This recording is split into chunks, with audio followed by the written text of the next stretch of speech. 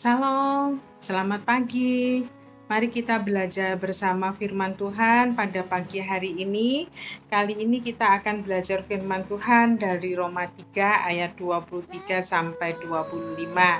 Kali ini kita akan belajar tentang dosa dan kasih karunia Allah. Baik, sebelum kita lanjut, mari kita bersama-sama kita berdoa untuk minta pimpinan Roh Kudus. Tuhan Allah yang Maha Kuasa, kami mengucap syukur pada pagi hari ini Kau perkenankan kami untuk belajar firman-Mu. Biarlah Tuhan Kau akan menolong kami dengan kuasa Roh Kudus-Mu, kami bisa mengerti firman yang kami pelajari, dan biarlah Tuhan dengan firman Tuhan ini hidup kami akan semakin menyenangkan hati-Mu dan kami sanggup untuk menjadi saksi-Mu. Terima kasih Tuhan, terpujilah Engkau. Dalam nama Tuhan Yesus kami berdoa. Baik, kita akan membaca bersama-sama dari Roma 3 ayat 23 sampai 25. Karena semua orang telah berbuat dosa dan telah kehilangan kemuliaan Allah, dan oleh kasih karunia telah dibenarkan dengan cuma-cuma karena penebusan dalam Kristus Yesus. Kristus Yesus telah ditentukan Allah menjadi jalan pendamaian karena iman dalam darah-Nya. Hal ini dibuatnya untuk menunjukkan keadilannya karena Ia telah membiarkan dosa-dosa yang telah terjadi dahulu pada masa kesabarannya. Nah, baik, kita sudah membaca firman Tuhan dari Roma 3 ayat 23. Di sini dikatakan bahwa semua orang telah berbuat dosa dan telah kehilangan kemuliaan Allah. Ayat firman Tuhan ini sudah sering kita hafalkan, kita pakai untuk bersaksi kepada orang-orang yang belum mengenal Tuhan Yesus. Kali ini kita juga ingin belajar untuk diri kita sebagai orang yang sudah percaya kepada Tuhan Yesus. Mungkinkah kita sebagai orang yang sudah percaya kepada Tuhan Yesus masih melakukan perbuatan dosa? Jawabannya mungkin. Ya. Dan adakah manusia di dalam dunia ini yang tidak berbuat dosa? Jawabannya tidak. Ya, dari ayat ini jadi benar-benar kita mengetahui bahwa tidak ada manusia yang luput dari dosa, yang tidak berbuat dosa. Semua manusia telah berdosa di hadapan Allah. Sejak dalam kandungan ibu, di dalam diri manusia ada dosa warisan, dosa yang dilakukan oleh Adam dan Hawa oleh karena tidak taat terhadap firman Tuhan, oleh perintah Tuhan. Dan dosa itu terus ada di dalam diri manusia, baik secara pikiran, baik secara hati, baik secara perbuatan maupun secara perkataan. Manusia tanpa diajari sudah bisa melakukan dosa sejak kanak-kanak. Nah, Allah menciptakan manusia segambar dengan dirinya. Tujuannya adalah agar manusia bisa bersekutu dengan Allah. Allah menghendaki supaya manusia mengasihi Allah dengan segenap hatinya, dengan segenap pikirannya, dan dengan segenap jiwanya. Tetapi pada kenyataannya manusia gagal untuk memenuhi maksud dan kehendak Allah tersebut. Allah menginginkan yang baik dalam kehidupan manusia, tetapi manusia melakukan yang jahat. Dosa telah merusak citra Allah dalam diri manusia. Akibatnya terjadi penyelewengan, penyimpangan secara moral maupun karakter dalam diri manusia.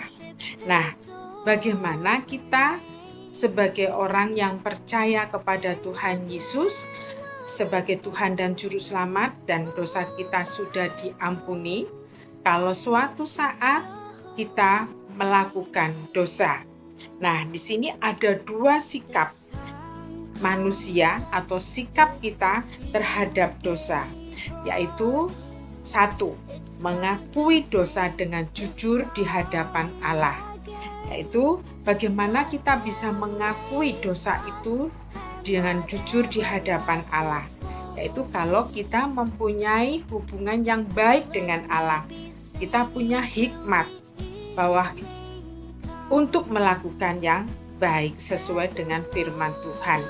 Dan dosa itu saat dilakukan maka kita harus menyadarinya bahwa kita harus segera bertobat supaya dosa tidak berkuasa lagi dalam kehidupan kita.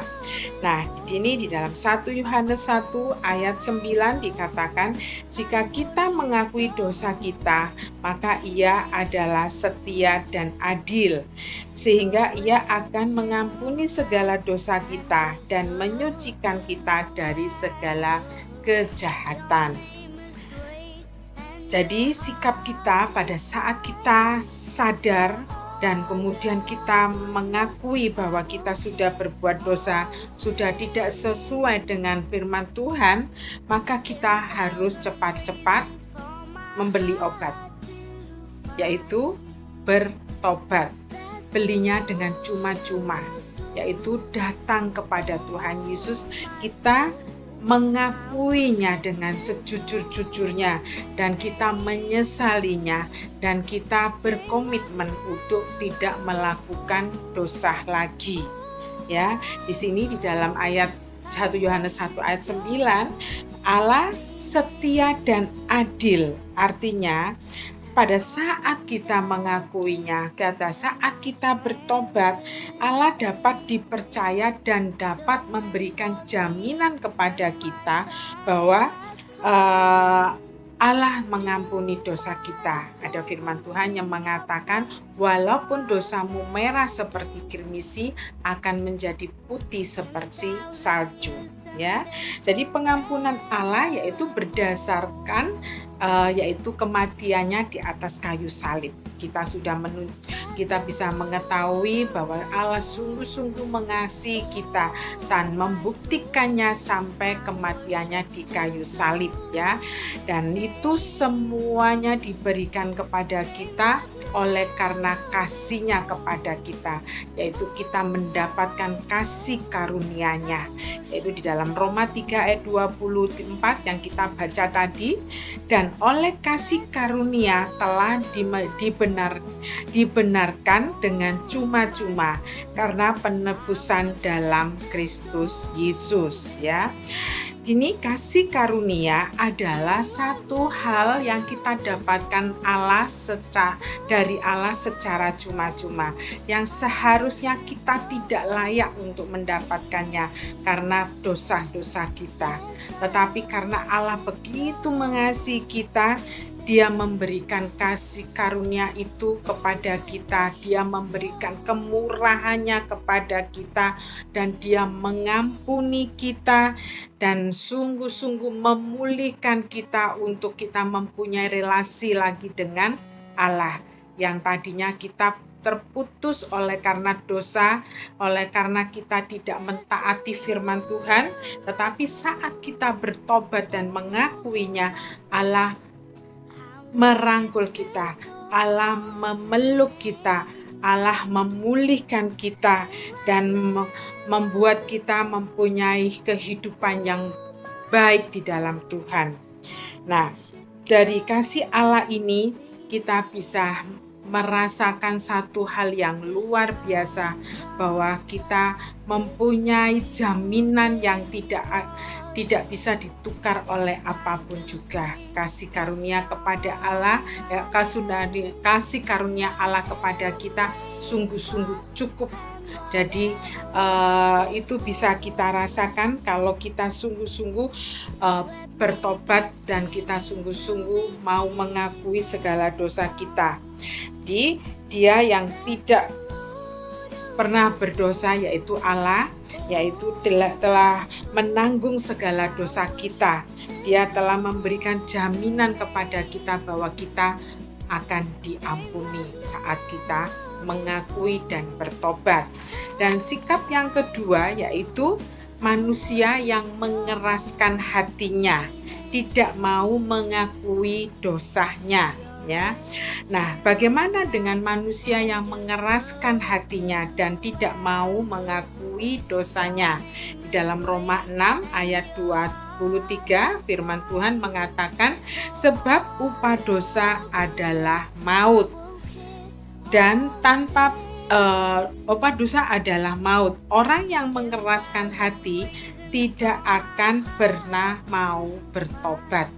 Karena dia tidak merasa bahwa apa yang dilakukan itu berdosa atau melawan firman Tuhan. Dia merasa itu biasa-biasa saja. Karena dia tidak ada rasa takut kepada Tuhan. Dia tidak punya hikmat, ya, seperti yang kita pelajari 2 minggu yang lalu. Takut akan Tuhan itu adalah hikmat. Dalam hal ini manusia yang mengeraskan hatinya dan tidak mau bertobat, dia tidak mempunyai hikmat, sehingga dia walaupun dia mempunyai jaminan akan diampuni, tapi dia tidak mengambil jaminan itu. Dia terus melakukan dosa lagi dan melakukan dosa lagi. Dan di dalam Roma 6 ayat 23 dikatakan upahnya adalah maut. Dan maut itu membuat hubungan manusia terputus dengan Allah secara kekal di kehidupan kekal nantinya dan maupun di dalam dunia ini. Hidupnya terpisah dengan Allah, hidupnya tidak ada relasi lagi dengan Allah, hidupnya tidak mempunyai persekutuan dengan Allah, dan firman Tuhan yang dia baca, yang dia pelajari tidak mempan lagi untuk menegur dia pada saat melakukan dosa. Di sini dalam kehidupan manusia pun pada saat dia tidak mau mengakui dosanya, dia tidak ada ketenangan. Coba pada saat kita berdosa dan kita tidak mau mengakuinya, apa yang kita rasakan? Sama sekali kita tidak mempunyai ketenangan dalam diri kita. Seperti Raja Daud, ya, pada saat dia melakukan dosa dan dia mencoba untuk mengeraskan hati, dia tidak bisa merasakan satu ketenangan. Kita bisa lihat di dalam Mazmur 32 ayat 3 sampai 4. Di dalam ayat 3 ini saya bacakan, yaitu Mazmur 32 ayat 3 sampai 4. Selama aku berdiam diri, yaitu tidak mau mengakui dosa-dosanya, tulang-tulangku menjadi lesu karena aku mengeluh sepanjang hari. Dan ayat 4, sebab siang malam tanganmu, yaitu tangan Tuhan, menekan aku dengan berat. Sumsumku menjadi kering seperti oleh teriknya musim panas. Jadi ini ada rasa sakit di dalam hati, pikiran, jiwa, dan badannya. Tulang-tulangnya dikatakan di sini menjadi lesu dan mengeluh sepanjang hari.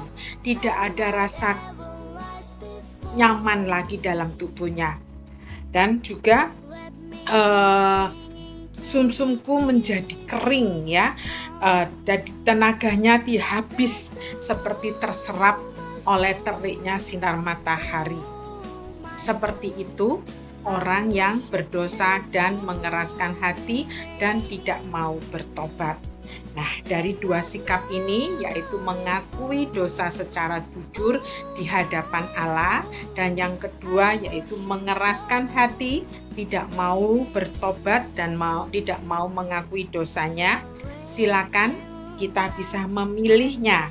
Kalau kita memilih mengakui dosa dengan jujur di hadapan Allah, kita bertobat, kita punya komitmen tidak melakukan dosa lagi, maka kita akan merasakan satu kelegahan, ya.